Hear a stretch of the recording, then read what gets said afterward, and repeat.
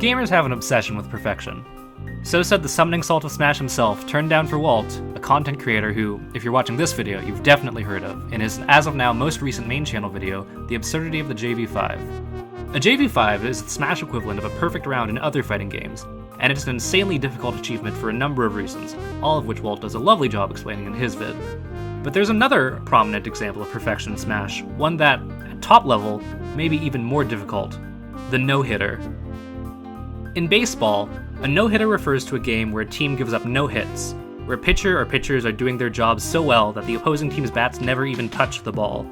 There are edge cases that allow for some faults, like walks and hit by pitches, but generally speaking, a no-hitter is a rare display of dominance over a competitive team, one which happens, on average, only 3 times a season. In Smash, it's a little different. A no-hitter is the act of a player winning a tournament without dropping a single game to their opponents. And in top-level Smash Ultimate, it's probably one of the most ludicrous achievements you could imagine. There have been no-hitters before, even in high-level tournaments, but the thought of a no-hitter happening in a major, the apex of competitive Smash, is almost unthinkable. Almost. A no-hitter major has occurred once before, with an asterisk we'll talk about at the end, and if you don't know it already, you won't be able to guess it. So just sit back, relax, and let me walk you through why. See, a standard Smash Ultimate tournament plays out like this. Every participant is placed in a double elimination bracket, and to advance to the next round, you need to win a set over your opponent, which means winning 2 games out of 3, or, typically in later rounds, 3 games out of 5. If you're new to the scene, you might think that the best players must be those who lose the fewest games, but the truth is as long as you win the set, you stay in the bracket, so winning 3-2 or 3-0 gives no intrinsic competitive advantage. In an all-best-of-5 16-person tournament, a player could drop as many as 19 games over the course of the event and still walk away the victor. And remember, this is with a bracket as small as 16 people. The end result of this is that the winning player always has a bit of wiggle room, some margin for error against their opponent to account for things like players needing a game to warm up, players not auto-losing cheese or self-destructs, players having the opportunity to learn a matchup, and, most significantly, rewarding players who are strong at 2 key aspects of top-level Smash: adaptation and conditioning. These concepts get a little complex, so to illustrate what I mean, I'm going to use one of my favorite sets as an example: Tweak vs. Acola at Let's Make Moves Miami 2022.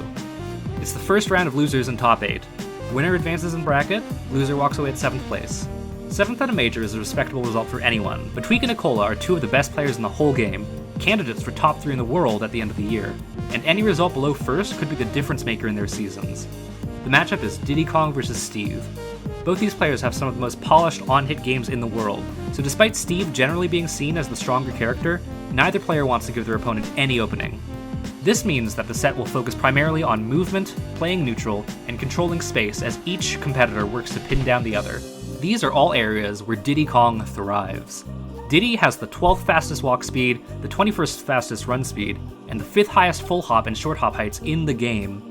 His down special, Banana Peel, spawns an item that can trip opponents who walk on it, making it perfect for locking down an area, and his side special, Monkey Flip, is a fast, long-lasting movement option that covers a ton of stage and acts as a command grab on shield.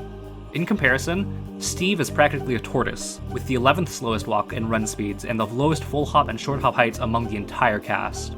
In order for Steve to compete with Diddy mobility-wise, he needs his side special, Minecart. Like Diddy's Monkey Flip, Minecart is a fast, long-lasting horizontal movement option that covers a ton of stage, but Minecraft also has armor, kills earlier when charged with gold, and is less committal.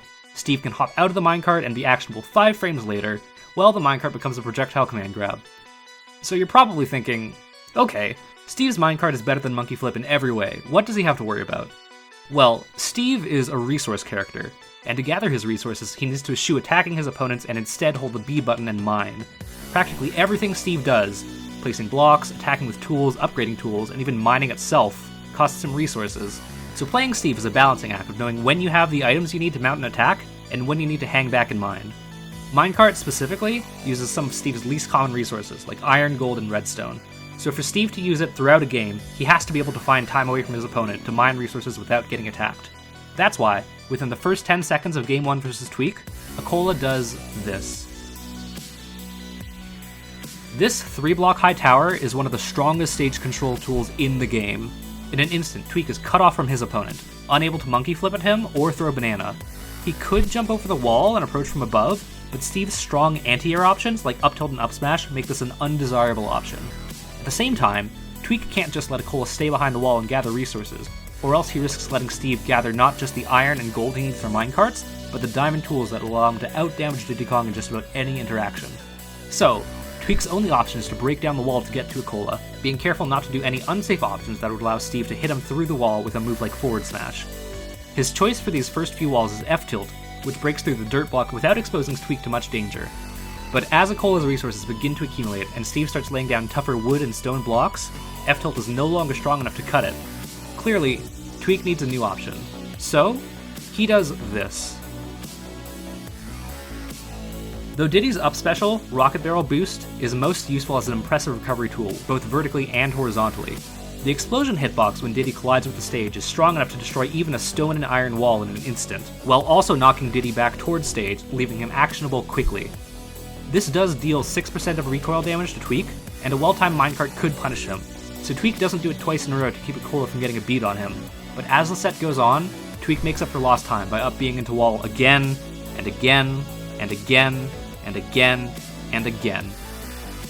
This is a great example of conditioning. By doing this option over and over, Tweak makes it clear that rocket barrels are essentially his rebuttal to Acola's game plan of mining behind walls.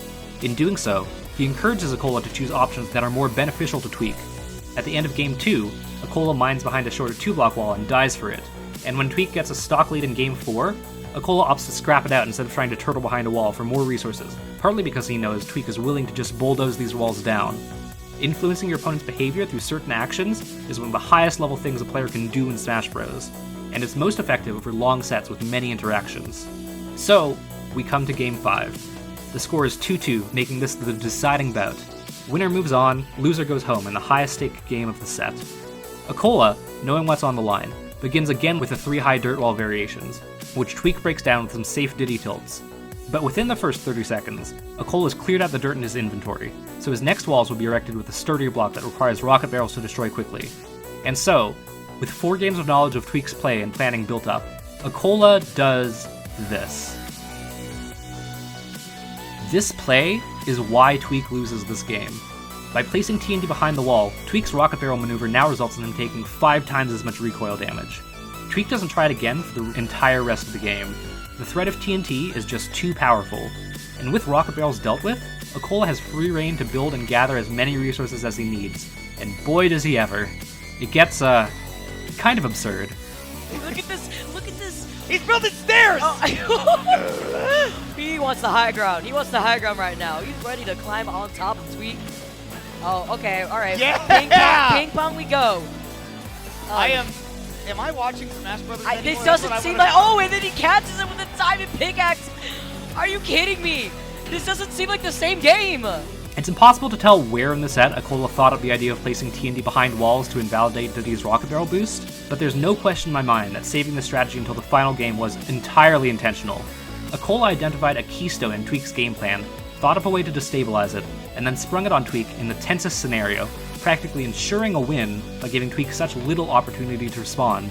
This kind of adaptation is Acola's specialty, the reason why he's known for almost never losing in a Game 5 scenario, and, like conditioning, it's a skill that's most effective over a long set, with multiple games and even losses to learn an opponent's preferred options, habits, and game plan, and subsequently dismantle it.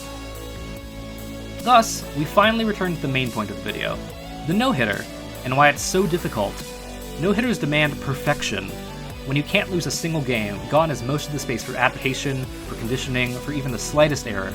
Trying to download a top-level opponent in a single game is nearly a lost cause.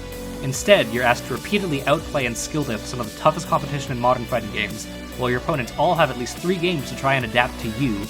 The only really viable way to get a no-hitter in alt is to be leagues better than everyone else you play. And hey, sometimes this works. One of the most prominent no-hitters in recent memory happened at Combo Breaker 2023, where DeBuzz, ranked at the end of the year as the number 14 player in the world, took the whole event without dropping a single game. The next highest rated player in attendance, ranked number 90 MVD, finished 9th. DeBuzz's no-hitter stands as an incredible achievement for all the reasons we've discussed before, but it's pretty obvious that going into this event, he didn't have much serious competition. Or for another example, Terminal Wi-Fi Grinder and best player in NA contender Sonics had 2 no-hitters within the first quarter of 2024 at the Coinbox 89 and number 96. Though these are weekly Wi-Fi events, they're the super majors of weekly Wi-Fi events. Sonic's first no-hitter necessitated he shut out Spargo, DeBuzz, Shiny Mark, and Wrath, 4 of the strongest players in the world both online and off. But by the same stroke, Sonic's is without a doubt the best player on Wi-Fi, piloting a character who might be best in the game on Wi-Fi, and the Coinbox events are run best of 3 until top 8, meaning Sonic's had to shut out opponents for fewer games than would have at a modern offline major, which almost universally starts best of 5 sets by top 32, and sometimes runs best of 5 for the whole event. So what exactly would it take to see a no-hitter at a Smash Ultimate Major? Well, let's look at some numbers. A top 8 set ends in a 3-0 victory for one player in 32.4% of cases, about a third of the time. So just for a player to win the prerequisite 3 shutout sets in a row in a major top 8, we're looking at a 3.4% chance. Factoring in the 3-0s needed in earlier rounds would drive this number lower, but it's trivially wrong to assume that 3-0s are as likely in pools of major as they are in the most competitive portions of bracket. And as of right now, I don't have the data necessary to give mathematically sound odds on the theoretical chance for a no-hitter major. So let's look at the observed odds. As I've mentioned before, of the 147 tournaments Liquidpedia Smash considers to be majors, only one of them has been a no-hitter. Those are odds of 0.68%. With prospects like that, it's no wonder that people bring attention to runs that are only close to no-hitters, like how at CEO 2022, Sonic's won 7 straight sets in losers without dropping a game, or how just recently at Collision 2024, Spargo won the whole event without any set lasting more than 4 games. A low hitter, if you will. But if any player were to be so dominant, so ahead of the field, that they'd be able to pull it off, it would surely have to be MKLeo. From winning Ultimate's first premier event, to reverse throwing the best USA player lifetime in EVO Grand Finals, to maintaining a stranglehold on the number 1 spot on the ranking for 4 years, Leo is called the greatest of all time in Ult for good reason. But even in his most dominant period, MKLeo was most known for his loses runs, for his resiliency and adaptation in set play. You can't get to Game 4 Leo without dropping at least 1 game first. By April of 2022, the odds of MKLeo ever getting a no-hitter seemed at their lowest. Just a month before, MKLeo had placed 4th at Smash Ultimate Summit 4, his first time missing grand finals of a major in, I kid you not, just shy of 3 years and 20 major events. At his follow-up major, Collision 2022, he placed 3rd, missing grand finals again, and, most concerning of all, at the G4 Smash Summit Invitational, MKLeo had gotten double eliminated by Larry Lur. A highly respected competitor and community figure, to be sure, but nowhere near the caliber of player in Ult that you'd expect to be gatekeeping Leo. For some reason, MKLeo had been playing a lot of Corrin, a clunky and barely explored mid-tier, generally thought outclassed by stronger sword characters like Cloud, Aegis, and Lucina. With Genesis 8 looming on the horizon, it begged the question, was this the beginning of the end for Leo's tenure as world number 1? Everything seemed to be coming to a head at Delfina Maza Reta 2022. This 20-person invitational held in Mazatlan had reached the major status with a combination of strong Mexican talent like Spargo, Meister, and Chag, and foreign invites like Gluttony and Goblin. And of course, MKLeo was here, seemingly in top form as he swept through round-robin pools. With surgical precision, Leo defeated a gauntlet of top Mexican and Central American talent. Miya, Cloud, Ye, and Andrik all failed to take a game off him. Notably, MKLeo was using not just Byleth, practically his solo main at the time, but his new Corrin as well, which seemed more polished and effective than ever before. By the end of this part of bracket, MKLeo was the only player remaining who had yet to lose a game. But the main bracket still remained, and on the final day of the event, the opponent sitting across from MKLeo was Larry Lur, the only remaining US player in winner's bracket, the only player in pools to take a game off Spargo, and the very competitor whose victory over Leo had been the seeming point of no return for many longtime fans, who now doubted Leo's ability to ever reach his old heights again. These same spectators held their breaths, and watched as Leo once again selected Corrin into Larry Lur. And 11 minutes later, the breath left their bodies in sighs of relief or screams of joy, as Leo's Corrin completed the 3-0 over his former demon. From there, Leo swapped back to Byleth against Chag, who'd emerged from the quarantine period as one of the preeminent Mexican threats. Nonetheless, Leo again prevailed, 3-0ing Chag to book his ticket into winners finals, still with no games dropped. His opponent was Gluttony, the French Wario main and longtime best player in Europe. MKLeo and Gluttony had traded sets at Summit 4 the month prior, and though no one knew it at the time, this was the true indication that Leo would not retain his dominance forever. Gluttony was, and is, the type of player to eventually figure an opponent out, sometimes over the course of just a couple losses, and sometimes over a dozen. But when Gluttony finally learns how to beat a top player, he doesn't forget. It happened to Light, it happened to Tweak, and by the end of the month, at Pound 2022, it will happen to Leo, and Gluttony will become one of his greatest bracket demons into the modern day. But we're not there just yet. Today, MKLeo's Corrin is playing better than it ever has, and Gluttony has never faced this matchup at this level in bracket before. MKLeo advances into Reta 2022's Grand Finals over Gluttony, 3-0. So now we arrive at the tipping point. If Leo can win just 3 more games in a row, he will have accomplished something no one else from his country, or even his continent, has ever done before. He will have won a major in Smash Ultimate without dropping a single game. As Losers Finals concludes, his opponent in Grands, the last challenger between him and a no-hitter, is decided. Rising from Losers brackets is the player who's beaten him now 2 sets in a row, the young up-and-coming Mexican prodigy whose story so closely mirrors his own, Spargo. They sit down, Game 1 begins, and...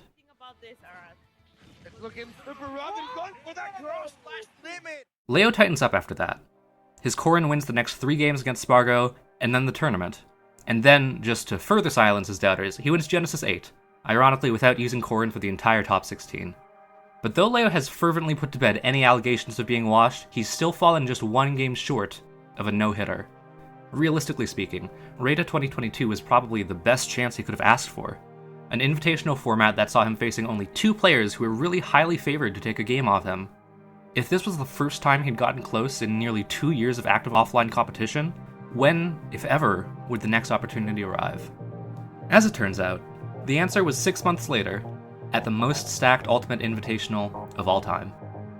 Starting October 21st, 2022, the Ludwig Smash Invitational, organized by former Smash mogul turned streaming superstar Ludwig, brought together 32 of the best Smash Ultimate players in Las Vegas in what was one of the most defining events of the modern era of Ult. LSI was not just one of the most storyline-heavy events of the year, and didn't just kick off a golden age for multiple fast-rising players, but it also somewhat revolutionized the tournament ecosystem as the first mainstream appearance of the quad stream that has become standard at large events. In the weeks leading up to LSI, there was some concern over whether or not MKLeo would be able to attend, as a health scare meant he might not be safe to take a plane. But when the event began, MKLeo was there, and what unfolded next would be downright historic. LSI pools are run in a Swiss format, which meant that to make Final Bracket, Leo would need to win 3 sets. This was evidently not a problem. Leo quickly dispatched his round 1 opponent, former Best Nest player Send, and had a similarly easy time with his round 2 opponent, Cosmos. In round 3, Leo faced off with Dabuz, whose Min had given him some trouble the year prior at Low Tide City 2021. Today, MKLeo cut to the chase, and pulled his Joker out of retirement to 3-0 Dabuz and secure his spot in Final Bracket. Once more, Leo was the only player at the end of invitational pools not to drop a single game. To start off Final Bracket, MKLeo played Ashimo, a fast-rising name out of Japan and the best Ryu anyone had seen in Ult before and since. Faced with an unfamiliar matchup at a level he'd never experienced before, MKLeo stuck to his guns, 3-0 with Byleth. Next up was Sonics, who'd spent 2022 establishing himself as far and away the best Sonic player in North America. Throughout 2023, Sonics would again and again overcome Leo's Aegis, but in 2022, he just wasn't there yet. Another 3-0 for Leo. By now, it had become very clear that Leo was making a statement at LSI, and everyone was talking about it. The players, the fans, and especially the commentators. Dominance. Has he even dropped the game? I don't. Honestly, I don't know. I only watched him play Dabuz. Yeah, I'm trying to think. Leo. Well, yeah. Yeah, we'll ask him. Have you dropped the game at all today? Yeah. No, I think I triple 2-stock everybody. Woo! Jeez! The way he said it too, he's hyped, bro. He wanted you to hear that. But coming up next was potentially the greatest challenge yet. Acola was and is Smash Ultimate's greatest anomaly. A player who, to many, seemed to spawn into the world as an unstoppable force from jump, just like his signature character in their home series. Someone who, in one of the most volatile regions in the world, is so consistent that they've only ever missed a ranked top 8 once, only ever placed 7th at a ranked event once, and placed 5th at a ranked event precisely 0 times. Acola led the way for a new wave of young players in Smash, from his home region of Kansai, from his home country of Japan, and from his training grounds of Japanese Wi-Fi. By the end of his first year of competing offline, he was ranked number 2 in the world. By the end of his second, he was ranked number 1, with no losses outside the top 45. Leo and Acola had never played before, but Leo had played a top Steve. Onan, the best Steve in NA, had fought MKLeo at Super Smash Con 2022 just 2 months prior. That set ended like this. that bracket, and not to say it won't be any easier, but he is gonna go ahead and take That's it! 3-0, 3-stock, own it, showing the power of Steve. So with his no-hitter, and perhaps his winner's side bracket in jeopardy, with his previous loss to Steve weighing heavy on his mind, MKLeo sat down to play perhaps the player with the single most momentum in the entire world. And it wasn't close. World with Now relative wrap it up. ease. Yeah, man. Good The grief. GOAT, 18-0. Good grief. 18-0, Leo. Perhaps it was the lack of high-level buyouts in Japan. Perhaps his momentum had just run out. Whatever the reason, MKLeo's no-hitter was alive after Acola, and it was clear that the future of Smash wouldn't be able to stop him.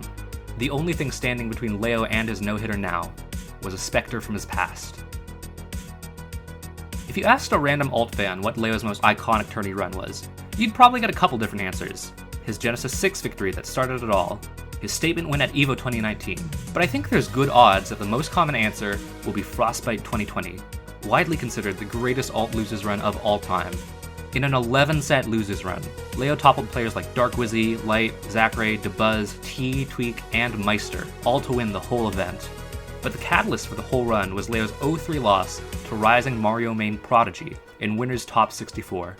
Now, in 2022, Prodigy had changed his tag to Kurama, and had gone from beating Leo to beating everybody.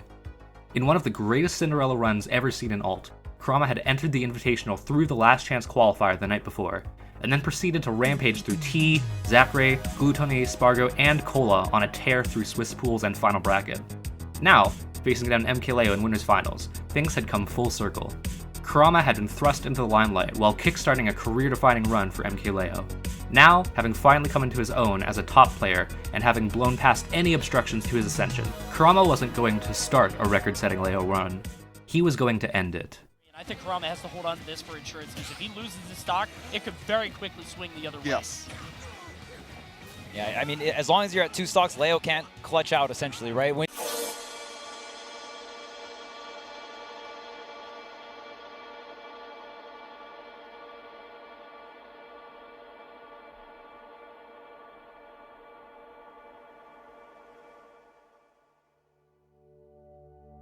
Leo would win the next 3 games against Kurama. He would also win the ensuing set with Acola 3-0, and with it, the whole Ludwig Smash Invitational, securing his #1 spot for 2022. He would not, however, win a major no-hitter, and this time it really would be his last chance. Come 2023, the long-foretold Leo decline would finally arrive. At the mid-year rankings, Leo would be ranked outside the global top 5 for the first time since 2016, and at the end of the year, he was ranked outside the top 10. Today, MKLeo is still a dangerous and active competitor, even winning the major event King Con over Spargo back in February, but the odds of him ever coming close to a no-hitter major seem astronomically low. Perhaps it's time, then, to turn our attention to the next generation. Miya is an interesting person.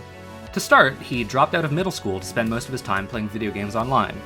This does not usually go well for people who try it, but Miya made it work. Though he played a bit of Smash for Wii U, he really rose to prominence in the Japanese Ultimate Online scene, starting as a Belmont main, and then playing a bit of Donkey Kong, Rob, and dabbling with just about every top tier, before eventually settling on Mr. Game & Watch. He attended a few offline events, like Maisuma Top No. 8, where he'd lose round 2 to Incineroar main and so-called World's Strongest One Tour Tenpa Man, before making a 4-set losers run to 65th place. Naturally, this wasn't quite the result he'd been looking for. So when Kagari 8 rolled around about a month later, Miya gave it another try. Oh. Yeah, I think you got it this time, dude. Following in Acola's footsteps, Miya exploded onto the scene seemingly out of nowhere, becoming the first player to win a major with solo Game & Watch and quickly capturing international attention. While Acola had sort of maintained a perfect record from jump, Miya had a few stumbles, including a 49th place finish at Maisuma Top 9 and a duo of underwhelming majors at the beginning of 2023. But once Miya had his feet under him offline, he stood rock solid. In the 2023 season, Japan held 20 majors. Miya attended 18 of them, and he won 9. Of the top 5 players at the end of the year, Miya both attended the most events and won the most events. At times, he seemed nigh unstoppable, making Game & Watch look like a character with no losing matchups, with immaculate advantage state, juggling, and edge guards. Given Miya's tendency for overwhelmingly dominant performances, it wasn't too surprising that he'd eventually be in the runner for a no-hitter. But remember, Miya is an interesting person, and rather fittingly, interesting things tend to happen around him. Take, for example, his run at Mayasuma top number 13. Though he was the favorite to win, many eyes were on Joker main Tsubaki, who'd beaten Miya before, to potentially cause an upset. But while Miya dispatched both Kuroponzu and H4, Tsubaki felt a veteran Fox main Passeriman, who Miya, in turn, swiftly defeated in a harsh matchup for the Spacey. While his next round was seeded to be either Kameme or Jogabu, both players who'd taken sets off Miya before. Kameme's loss to Sheik main Sylph left the door open for another young Kansai upstart to make a run to winner's quarters, a Steve main who went by the tag, and I'm not joking, 33 Paran box.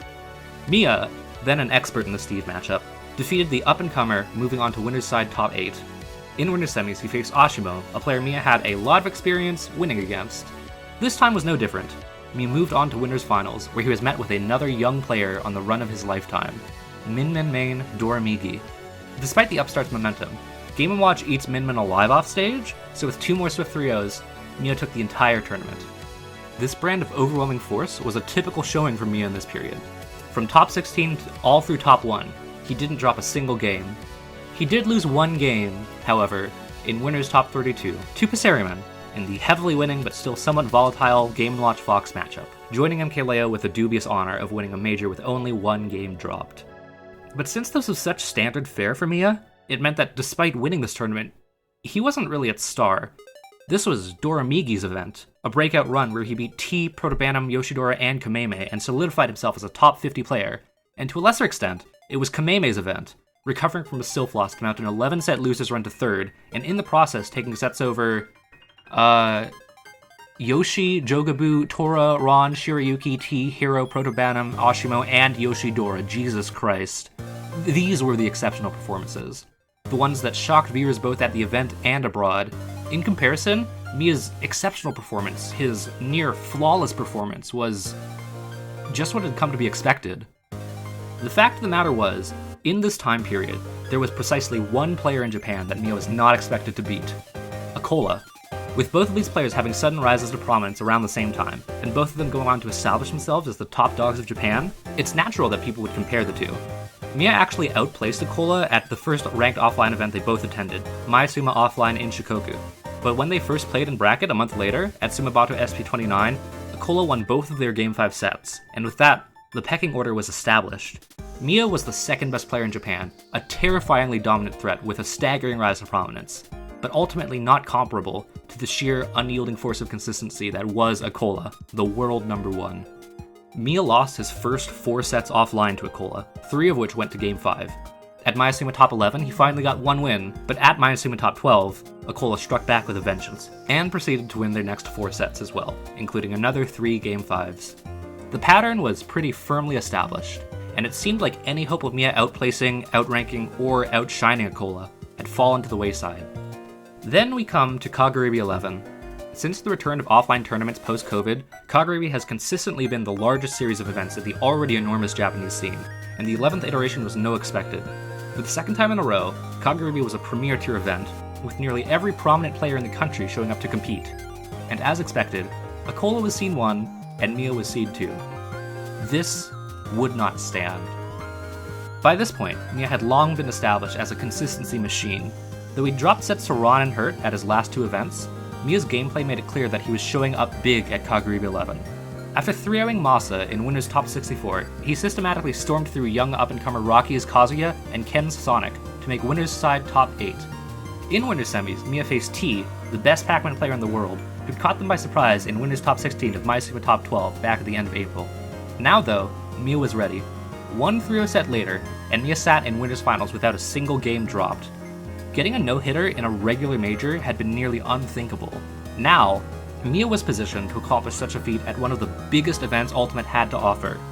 And who better was there to stand in his way than Acola? The first game started up on small battlefield, and Miya won. The next game started up.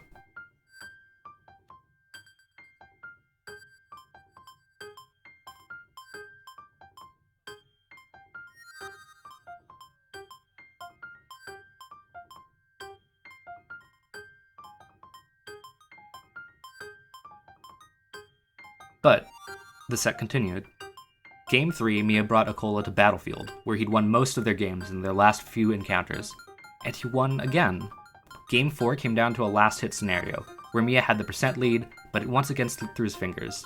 So it all came down to Game 5, back on Battlefield, where...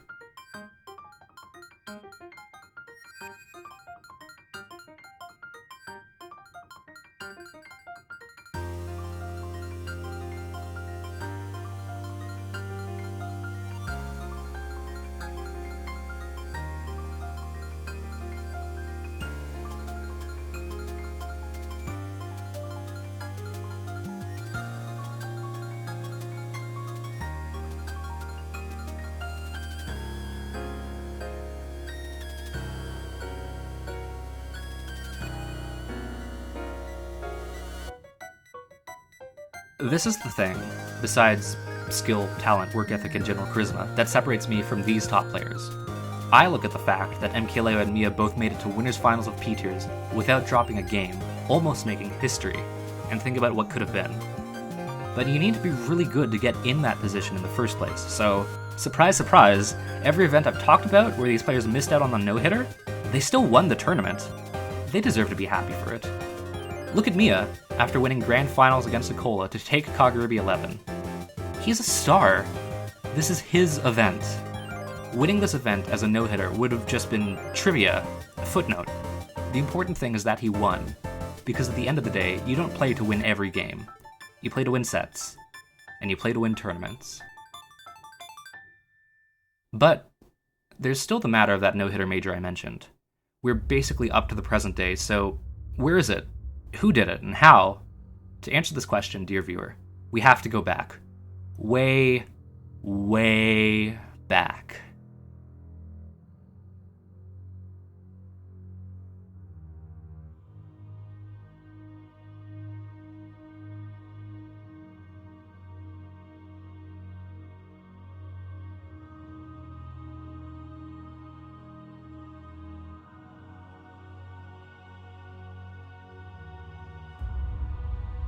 This is Niitono, and he has been here this whole time. Starting out in Brawl around 2010, Niitono has been a top player for legitimately almost as long as Doramiki has been alive, oh my god. In famed Brawl event Apex 2012, when a Tori had to ride in the back of a U-Haul to get first at the biggest event of the year, Niitono was right there alongside him, the best Olimar player in the world, getting second. Despite some bumps along the way, Niitono held steady all the way through the Smash 4 era. He signed to his team, Detonation Gaming, in 2014, and is still with them today. Niitono seemed like he would handle the transition to Alt just as well as he had Brawl to Smash 4. His Genesis 6 placement was a bit rough, as due to some harsh bracket luck, he had to play Gluttony right away and lose his top 64. But one bad event was no cause for Niitono to give up hope. After all, he mained Pichu, and at this point, Pichu might have been the strongest character in the game. On April 13th, 2019, Niitono entered Umebura SP3, the third installment in the lauded Umebura series of Japan majors, as the 8th seed. Using Solo Pichu, and without dropping a game, Niitono would defeat Sue, Jill, Leia, and Kameme en route to a first-place finish and the biggest no-hitter tournament win in Smash Ultimate history. This would be the only major both Niitono and Pichu would win, as 1 month later, Smash Ultimate would update to patch 3.1.0, and a bevy of nerfs would see Pichu drop from one of the best characters in the game to a volatile mid-tier. The patch would prevent Pichu from ever being truly solo viable at a top-tier event again, but it wouldn't come soon enough to stop Niitono from defeating Kameme for a second time, in Grand Finals of Umebura SP3, and taking the tournament 2-0.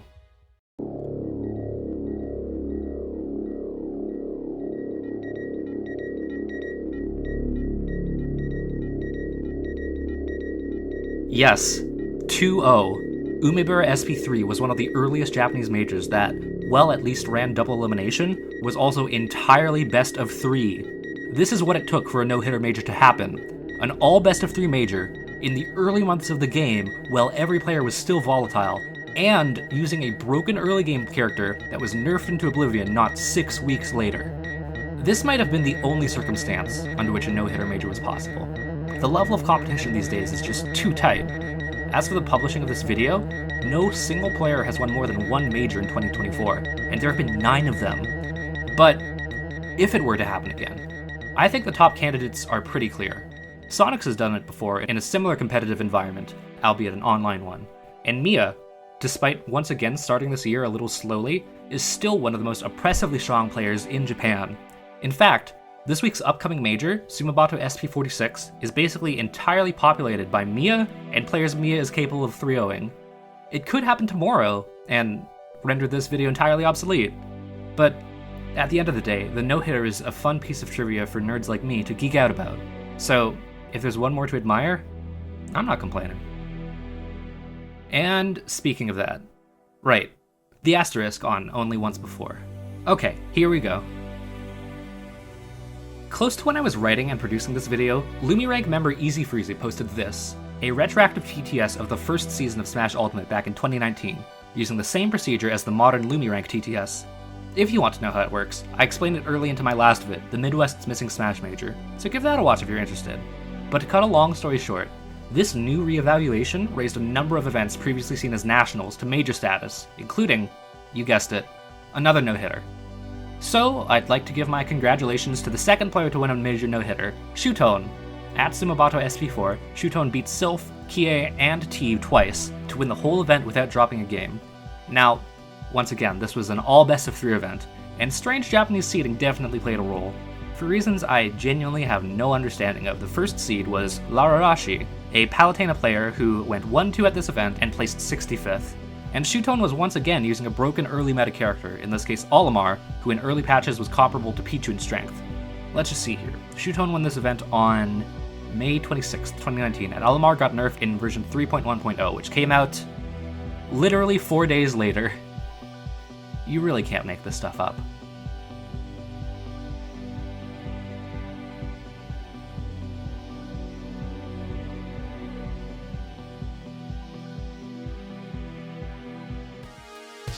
Thank you for watching this video. If you enjoyed it, please like and subscribe to support me and my work. I'm trying to put out a video like this every week in April, so don't miss out. This has been STG, and I'll see you later.